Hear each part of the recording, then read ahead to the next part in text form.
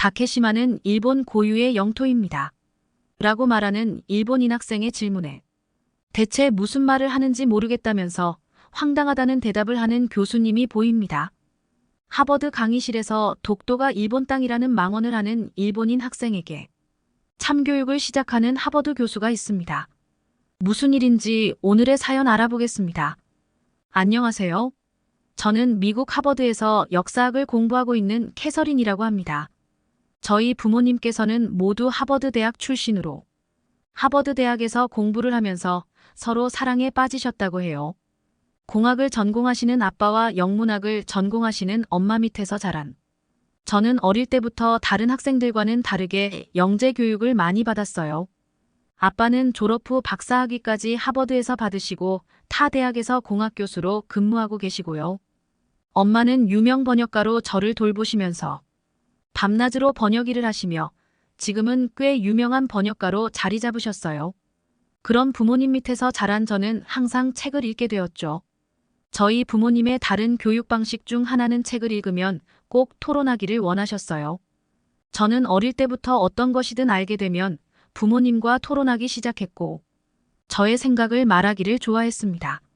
말하기는 습관이 되어서 중고등학교 때부터 다양한 논리로 친구들과도 토론하는 걸 좋아했어요. 저는 미국과 유럽의 역사에 대해 알고 싶었고 점점 흥미를 느꼈어요. 세계 역사와 문화까지도 관심이 많았던 저는 하버드 대학 역사학과를 선택하게 되었습니다. 하버드의 수업은 다른 수업과는 다르게 자신의 생각을 토대로 교수님과 의견을 주고받는 일은 비일비재합니다. 하지만 최근 역사학과 수업 시간에 교수님께 의견을 넘어 아주 무례하게 대드는 일본 친구를 만나게 되었는데요. 수업 시간에 교수님이 가르쳐 주신 참교육으로 저는 한국에 대해 다시 알게 되었고 과거 일본인들이 저지른 만행에 대해서 치를 떨게 되었어요. 교수님께서는 역사학 수업 시간에 동아시아 역사에 관한 내용의 수업을 하셨고 마침 수업 중 한국의 행정력에 대한 내용을 들려주셨어요. 한국은 이미 고려시대에 국토 전체에 강력한 행정력을 행사하고 있었다고 하셨어요. 한국은 고려시대부터 조선시대까지 행정과 국토를 나누어 세분화시켜서 나라 운영을 했던 선진국이라고도 설명해 주셨습니다. 다음은 일본의 영토 분쟁에 대한 내용이었어요. 한국과 가까운 바로 옆 일본은 최근까지도 끊임없는 영토 분쟁이 나오고 있다고 설명하셨는데요. 러시아와의 분쟁인 남쿠릴 열도, 중국과 대만과의 분쟁인 센카쿠 열도, 일본이 불법으로 점거하고 있는 오키노토리시마에 관한 내용을 이어나가셨어요. 일본의 팽창주의 결과로 영토 분쟁에 대해 설명을 하시면서 굉장히 위험한 생각이라고 비판을 하셨지요. 일본은 중국과 러시아가 센카쿠 열도와 남쿠릴 열도 문제에 대해서 국제사법재판소의 회부를 거부하면서 분쟁을 이어나가고 있다는 설명을 하시면서 영토 지역의 원인과 설명을 하시던 중이셨습니다. 그때 갑자기 한 일본인 학생이 손을 들고 질문을 하는 거예요. 다케시마도 분쟁 영토인데 왜 안 다루는 겁니까? 라고 질문을 하더라고요. 이때 교수님께서는 헛웃음을 지으면서 황당하다는 표정을 지으셨어요.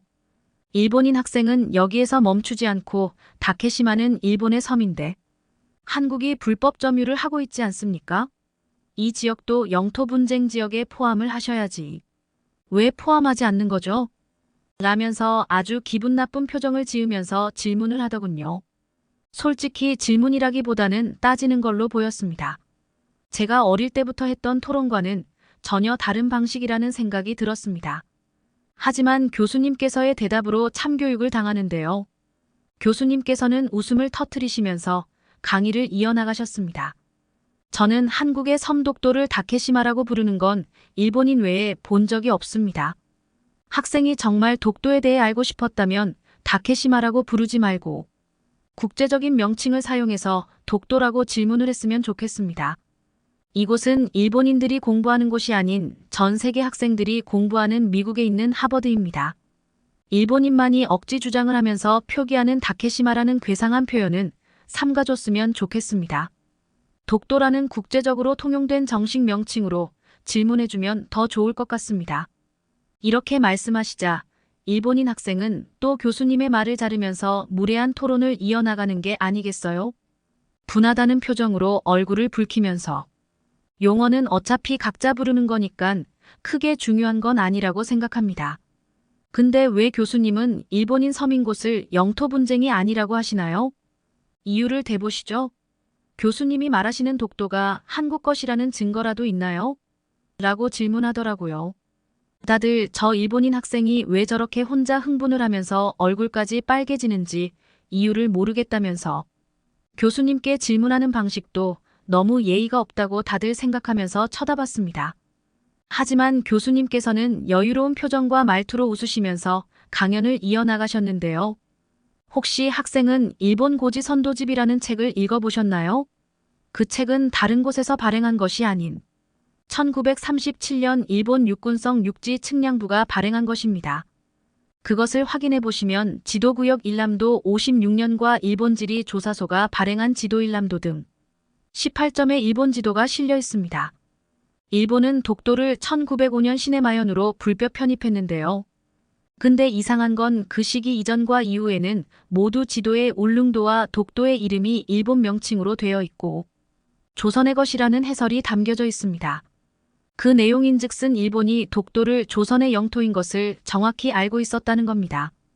또한 지도 색깔도 독도와 울릉도는 조선과 같은 노란색으로 칠해져 있었습니다. 일본인들은 스스로도 독도가 조선 영토라고 생각했다는 겁니다. 현재까지도 독도가 일본 영토라고 주장하는 일본 역사학자가 단 한 명도 존재하지 않는다는 사실을 알고 있나요? 오직 일본 정부와 극우 세력만이 독도를 일본 땅이라 우기고 있습니다. 그러자 또다시 일본인 학생은 어쨌든 그 지역에 대한 갈등이 있는 것 아닙니까? 그러면 분쟁 영토인 것이 맞지 않나요? 정말 독도가 한국 땅이라고 생각한다면 한국이 국제사법재판소에 회부를 하면 되잖아요. 왜 한국 사람들은 국제재판도 거부하고 있는 겁니까? 일본 땅이라는 걸 알기 때문에 아무 말 못하는 거 아닌가요? 결국은 일본의 땅이라고 인정하는 거라고 생각하는데요. 라고 하더라고요. 그때부터는 저희도 일본 학생의 주장이 억지 주장같이 느껴지더라고요. 수업 중에 불쾌하기까지 했습니다.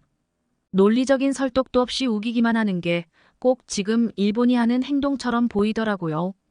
그때 교수님의 대답으로는 모든 강의실 학생들을 깜짝 놀라게 만들었는데요. 교수님께서는 나는 개인적으로는 일본 도쿄가 원래 미국의 영토라고 생각하는데요. 일본은 전쟁을 일으켰다가 패망했습니다. 그때 미국은 일본을 대신해서 도쿄를 지배했던 거 알고 계신가요? 학생의 의견은 어떻습니까? 라고 물으셨어요. 일본인 학생은 어이없는 표정을 지으면서 말도 안 되는 소리 하지 마세요. 도쿄는 누가 뭐래도 일본 땅이죠. 갑자기 이런 농담을 하시는 의도가 무엇인가요? 라고 묻더라고요. 그때 교수님께서는 그쵸. 내가 방금 한 말은 농담이죠. 도쿄는 미국 땅이 아니에요.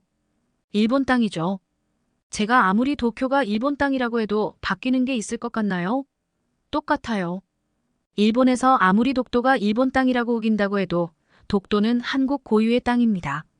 우긴다고 역사적 사실이 변하는 건 없죠. 왜 한국 정부가 일본이 아무리 우겨도 콧방귀 끼지 않는 이유를 아십니까? 이건 말도 안 되는 일이라서 분쟁을 할 필요가 없는 겁니다. 이미 일본은 한국을 불법으로 점령했다가 패망한 역사를 가지고 있는데요. 왜 갑자기 독도를 빼앗겠다고 탐욕을 부리는 이유가 무엇입니까? 그리고 제가 하나 더 말씀드리죠. 혹시 학생의 이름을 쓰는데 사용하는 일본 문자 가타카나는 한국의 고대 왕국이었던 신라의 향찰과 이두에서 유래된 것을 알고 있습니까? 일본에서 하늘처럼 떠받고 있는 일왕 역시 한국의 서울을 수도로 삼았던 고대 백제 왕가에서 나온 반개 가문의 후손이라는 것은 알고 있습니까? 백제의 왕이 일본에게 하사했던 칠지도를 알고 있나요? 일본이라는 나라가 성립되는 자체의 배경은 모두 백제로부터 시작되건데 왜 그리 자신의 신분을 망각한 채 저렇게 행동하는지 이해가 되지 않습니다.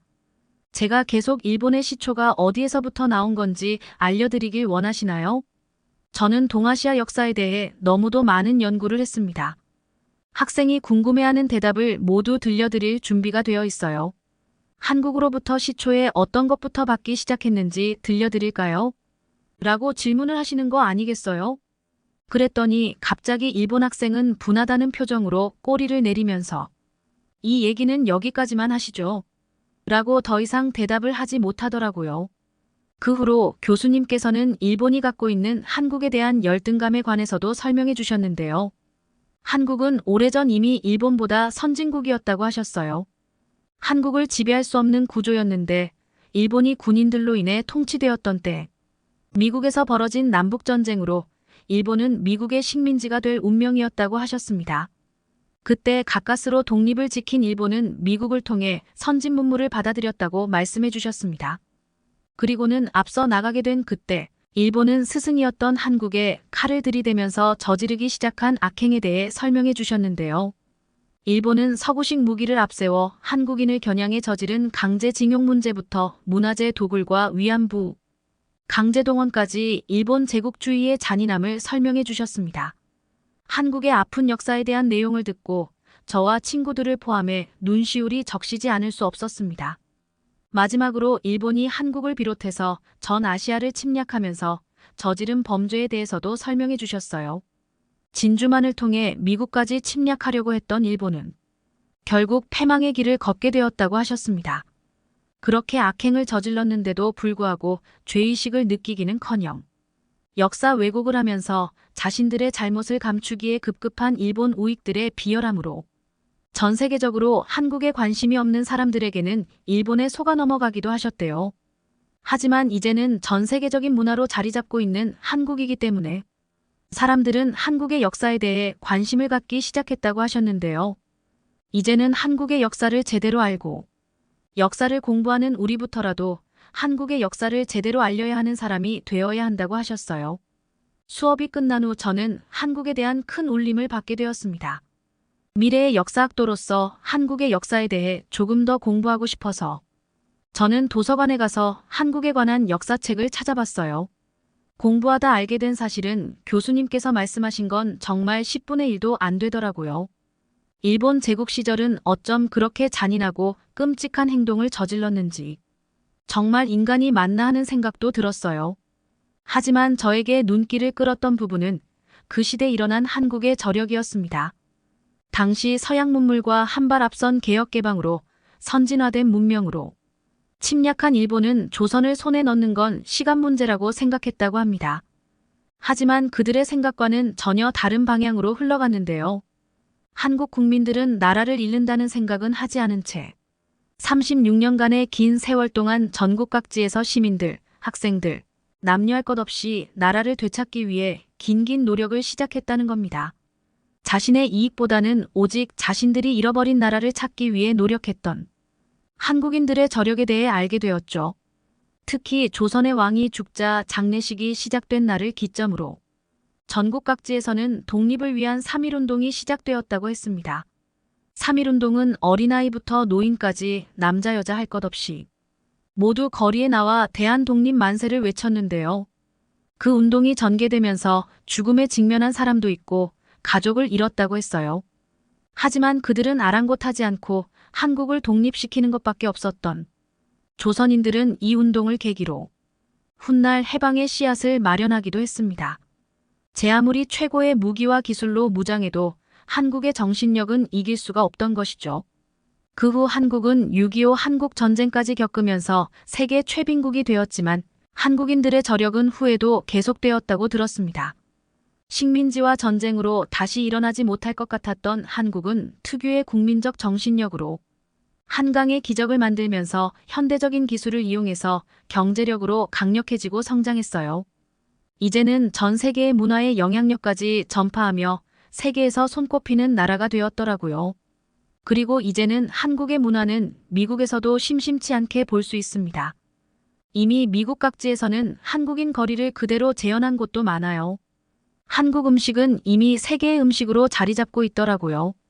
한국이 이렇게 문화적인 영향력을 행사하기 이전, 일본은 또 한국의 것을 빼앗으려고 했던 흔적도 엿볼 수 있었는데요. 특히 한국의 김치를 기무치로 이름을 바꿔 외국에 수출했다는 겁니다.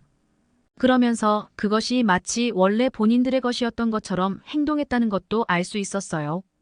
이런 일본인들은 대체 양심도 없고 자신들의 과거에 대한 사과도 없는 데다가 그 잘못마저 솔직하게 인정하지 못하는 일본인들이 그렇게 비열해 보일 수가 없더라고요. 이런 일본인들의 행동은 외국인인 저까지 치를 떨게 했습니다. 집에 와서 부모님께 제가 들었던 강연과 공부했던 내용에 대해 말씀드렸어요. 부모님께서도 이미 한국의 문화의 영향력을 짐작하고 계셨는데 이런 가슴 아픈 역사가 있었는지 생각도 못 하셨다고.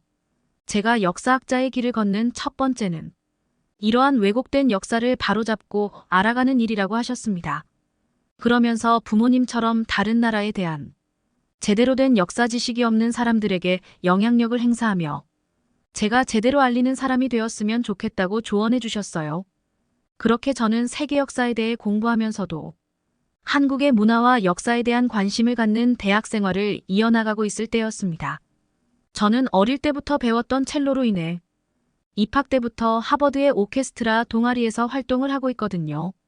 동아리 교수님께서는 방학을 이용해서 저희 동아리에서는 다른 나라의 문화 탐방을 계획한다고 하셨어요. 설문조사를 했는데 글쎄 90% 이상이 한국에 가고 싶다고 하는 거 아니겠어요? 결국 저희는 한국에 가기로 결정되었고 뛸 듯이 기뻤답니다. 저희는 방학이었던 지난 3월에 한국에 다녀왔답니다. 미국 내에서도 곳곳에 한국 문화가 자리 잡고 있어서 저희 친구들 사이에서는 한국을 접하는 일은 자연스러운 일이에요. 이번에 한국에 가면서 동아리 회원들이 모여서 대화를 했는데 알고 보니 한국에 다녀온 학생들도 꽤 많더라고요. 요즘은 대학생뿐만이 아니고 고등학생들도 수학여행지로 가고 싶은 나라는 한국을 손꼽는다고 했어요. 그렇게 기대 가득 한국으로 갈 날만 손꼽아 기다렸고 두근거리는 가슴을 뒤로하고 한국행 비행기에 탑승하게 되었습니다. 한국 대학과 연계하여 한국 국적기를 탑승했는데요. 가장 놀랐던 건 한국 승무원들의 외모가 한국 K-팝 가수들의 얼굴처럼 하나같이 예쁘고 세련되었다는 겁니다. 가는 내내 한국 승무원들의 친절함은 정말 잊을 수 없었는데요.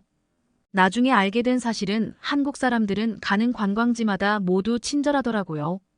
한국이 이렇게까지 성장하게 된 이유는 이런 개개인들이 이루어낸 성과가 아닌가 하는 생각이 들었습니다.